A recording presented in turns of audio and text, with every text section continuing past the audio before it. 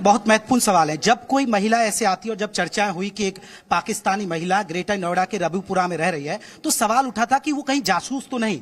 ये जहन में सवाल आया कि लोग क्या सवाल उठाए, क्योंकि कहीं वो जासूसी करने तो नहीं आ गई है। इस तरह का सवाल होता है अमूमन हर पाकिस्तानी के लिए, अगर कोई हिंदुस्तानी भी जाता है।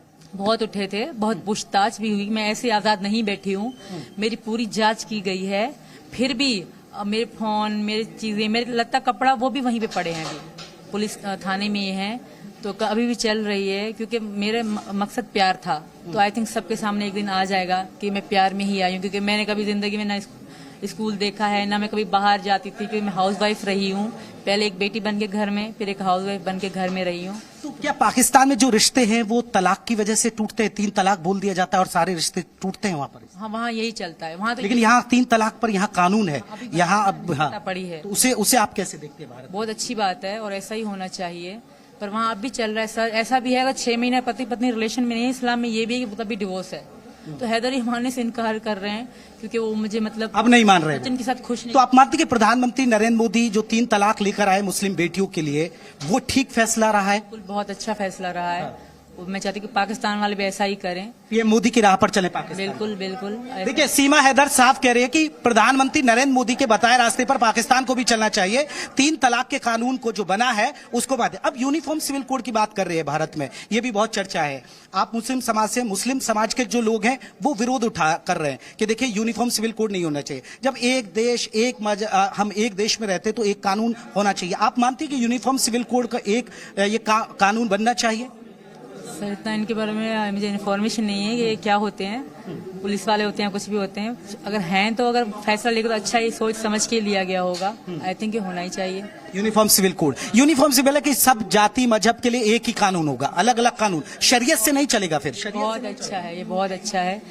और यहाँ ऐसा ही है, मुस्लिम हिंदू को मैं मुझे मुस्लिम भी सर पे आशीर्वाद ही देके जा रहे हैं। मैं उनको राम राम कर रही हूँ, वो मुस्कुरा के खुश हो रहे हैं। अच्छा, आप राम राम कर रही हैं? बिल्कुल कर रही हूँ, तो वो खुश होकर मुझे सर पे हाथ देके आशीर्वाद देकर जा रहे हैं। हिंदू तो हिंदू, मुस्लिम भी सर। अच्छा, आप कह रही थी कि मैं गांव में नहीं जाना चाहती हूँ, लेकिन रबूपुरा भी तो गांव है, फिर कैसे? आपने इसलिए तो मैनेज नहीं किया। हालांकि शहर के लगता हुआ है, ग्रेटर नोएडा बहुत ही बड़ा डेवलप इलाका है, लेकिन ये भी तो गांव है, फिर यहाँ कैसे मैनेज करेंगे? ये गांव नहीं है, हमारी नजर में ये शहर है, क्योंकि हमारा जो कराची शहर है ऐसे ही था। जहाँ मैं रहती हूँ भिटाइयाबाद में, वो छोटा सा इलाका है।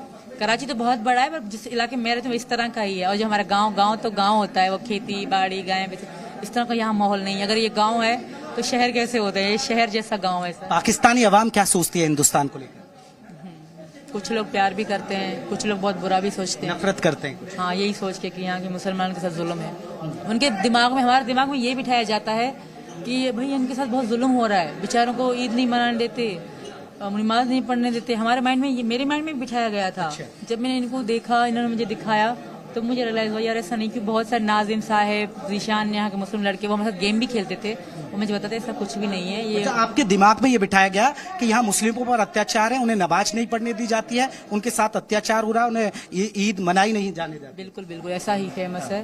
पर आधा से ज्यादा जो है पाकिस्तानी यहाँ आना चाहते हैं, यहाँ से प्यार करते हैं, पर आधा से ज्यादा नफरत भी करते हैं। जो प्यार करते हैं वो नफरत करने वालों के चक्कर में नहीं आ पा रहे, वीजे नहीं लग रहे। अपना धर्म मुस्लिम ही रखेंगे या हिंदू अपना? मैं हिंदू धर्म में आ चुकी हूँ सर। ये आज की नहीं, मार्च की बात है। मार्च से लेके मैं हिंदू ही हूँ। तब से मैंने कोई ईद नहीं मनाई। अभी ईद आई थी तब हमने कोई ईद नहीं मनाई। हिंदू धर्म में हूँ, अब मैं त्यौहार मनाऊंगी ईद। अभी कोई इस तरह की आपको धमकी या कोई वार्निंग दी जा रही है किसी की तरफ से, या कुछ इस तरह की सचिन को या सचिन के परिवार को इस तरह का कोई तो नहीं? कल एक औरत आई थी, दिल्ली से आई थी, मुझे कह रही मैं खास तुमसे मिलने आई हूँ, तुम्हें बताने आ रही हूँ कि यहाँ के मुस्लिम कह रहे हैं कि हम सीमा को 1 महीना भी जिंदा नहीं रहने देंगे। इस तरह मुझे कहा। मैंने इनको कहा यार मुझे मुस्लिम ऐसे औरत कह के गई है, तो ये कह रहे हैं ऐसे तुम्हें डरा रही होगी।